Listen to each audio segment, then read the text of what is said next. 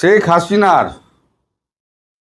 Press কনফারেন্সের পর ঢাকা এবং বাংলাদেশ ভারতের মধ্যে যে সম্পর্ক তৈরি হচ্ছে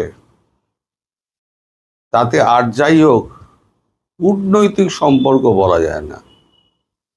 কূটনৈতিক সমস্ত শিষ্টাচার বহির্ভূতভাবে কদর্য ভাষায় ফেসবুকে একটা মন্তব্য করা হয়েছে।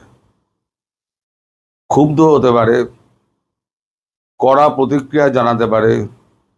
ভারত যেটা করে, যে কোনো শিক্ষিত এবং পরিশীলিত রাষ্ট্র কূটনৈতিক ভাষায় তাদের বক্তব্য এভাবেই পেশ করে। এবং গতকালকে শামা ওবায়েদ, পার্লামেন্টেরিয়ান, তিনি একটা প্রেস কনফারেন্স করেছেন, করে একটা বড় বাকতাল্লা ঝেড়েছেন। ভারতকে স্থির করতে হবে বাংলাদেশের সঙ্গে তারা কি সম্পর্ক চায়।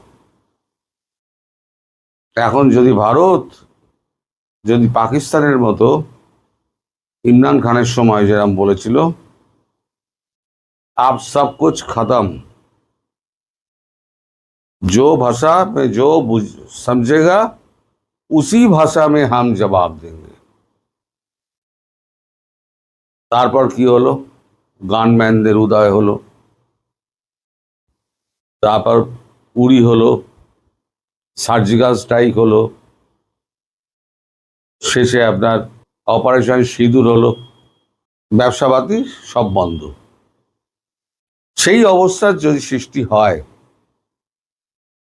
নরেন্দ্র মোদী ধৈর্যশীল মানুষ, ধৈর্য রাখেন।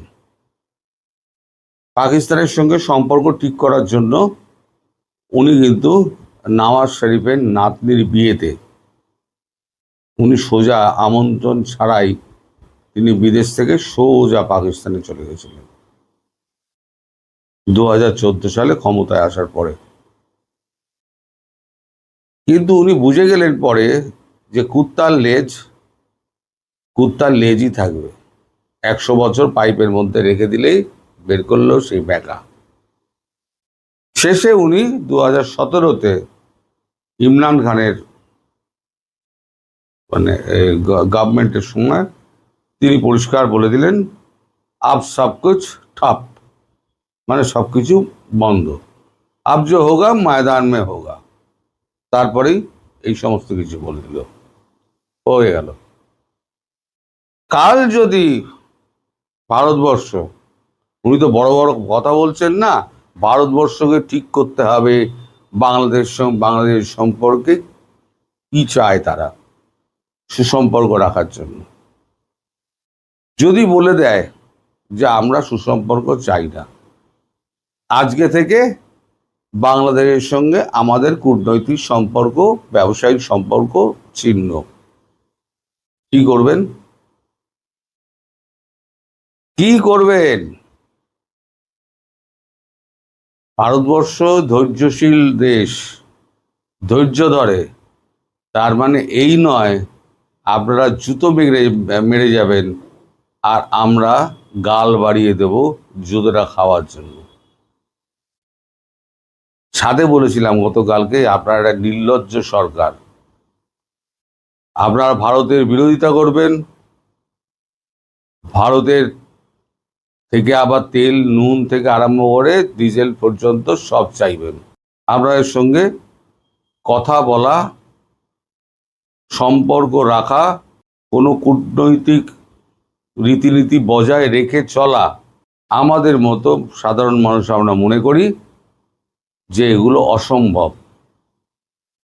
ইমিডিয়েটলি সমস্ত ভিসা বন্ধ করে দাও, ব্যবসা বন্ধ করে দাও, আর পরিষ্কার বলে দাও আমরা কূটনৈতিক সম্পর্ক চাই না। দেখি শামা ওবায়েদ তিনি কি বলেন পার্লামেন্টে। কোথায় যান?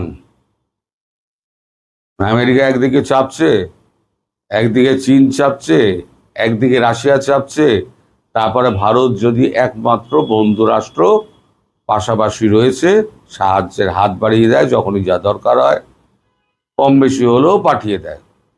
আপনাদের খাইয়ে পরিয়ে বাঁচিয়ে রেখে দিয়েছে মশাই। তারপরে যদি আপনারা এই সমস্ত বাকতাল্লা কষেন, তাহলে বলা যায় যে লেবু একটু বেশি চটকে ফেলছেন। লেবু বেশি চটকালে তেতো হয়ে যায়, যেটা পাকিস্তান করেছিল। মালয়েশিয়া একবার বড় বড় কথা বলেছিল, খুব খুব বড় বড় কথা বলেছিল। ভারত কি করলো? মালয়েশিয়া থেকে পাম তেল আমদানি সব বন্ধ করে দিল।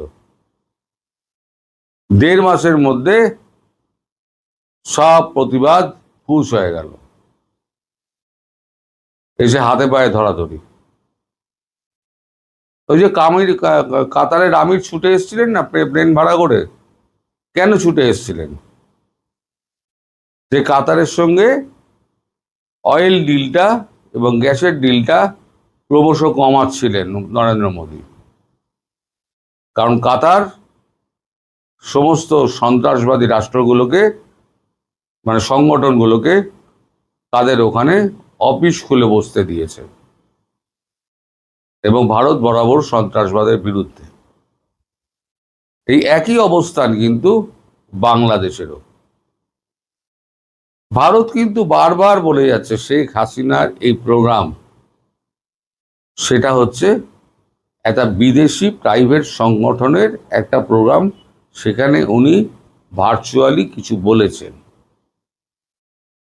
রণদীপ জয়সওয়াল তিনি অফিসিয়ালি প্রেস কনফারেন্স করে বলে দিয়েছেন যে আমরা এর মধ্যে নেই, সরকারের এর মধ্যে কোনো বক্তব্য নেই, এবং শেখ হাসিনা যা বলেছে সরকার সেটা সমর্থন করে না। অর্থাৎ বাংলাদেশের যে বর্তমান সরকার, তাকে এখনো বৈধতা দেয় ভারতবর্ষ। তারপরেও যদি ওপার থেকে বলা হয় যে সুসম্পর্ক চাই ভালো চাই কিনা, সেটা ভারতবর্ষকে দেখতে হবে, তাহলে পরে তার উত্তরটা কি হতে পারে এবার আপনারা ভেবে নিন। আমি তো মনে প্রাণে চাই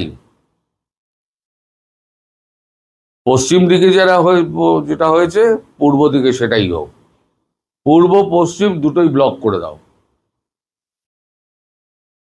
বাংলাদেশ যদি ভূখণ্ডের বাইরে থাকে, আমরা বেড়া জাল দিয়ে যদি ঘিরে দিই, তাহলে বাংলাদেশের সঙ্গে আমার কোনো সম্পর্ক থাকবে না। আমার একটা প্লেনও ওখানে ল্যান্ড করে না। এখন তো বেশিরভাগ প্লেন আমাদের তো আসাম হয়ে ত্রিপুরা যায়, আবার ট্রেন রুট হয়ে গেছে। বাংলাদেশের আকাশপথ ব্যবহার করাটা আমরা আস্তে আস্তে কমিয়ে দিচ্ছি। কেন কমাচ্ছি সেটা হচ্ছে কূটনৈতিক ব্যাপার, কেন কমাচ্ছি। আর যদি মাঠে ময়দানের কথা বলেন, তাহলে পরে কিন্তু বিপদে পড়ে যাবেন। যদি একবার মোদিজি বলেন যে এবার দেখা হবে ময়দানে, ময়দানে তো আপনারা তো একদিনও টিকতে পারবেন না, একদিনও টিকতে পারবেন না। আপনারা কি চাইছেন পরিষ্কার করে বলুন, কি চাইছেন। কিন্তু লেবু বেশি চটকাবেন না। আজকে সরকার কিছু বলেনি, আজ পার্লামেন্টে খুব হইচই হয়েছে। আমি জানি না পার্লামেন্টের এই হইচইয়ের পর বিরোধী দল যেভাবে প্রধানমন্ত্রীকে চেপে ধরেছে, প্রধানমন্ত্রীকে পরশুদিন উত্তর দিতেই হবে। এই যে ক্ষুব্ধ হাসিনা বক্তৃতার পরেই ক্ষুব্ধ বাংলাদেশ যেটা বেরিয়েছে, আপনারা এভাবে চলুন। তবে লেবু বেশি চটকালে যেটা হবে, এখন যেটা শান্তিপূর্ণভাবে সমাধানের চেষ্টা করা হচ্ছে, সেটা তখন অশান্তিপূর্ণভাবে হবে। মেরে ঠেঙিয়ে বিষ জেরে আপনাদের ওখানে বসিয়ে দিয়ে আসবে শেখ হাসিনাকে। আপনাদের যদি এই এক গাছাল চুল যদি ছেঁড়ার অবস্থায় থাকেন আপনারা, তাহলে ছিঁড়ে নেবেন। সবাই ভালো থাকবেন, সুস্থ থাকবেন, সাবধানে থাকবেন। ধন্যবাদ।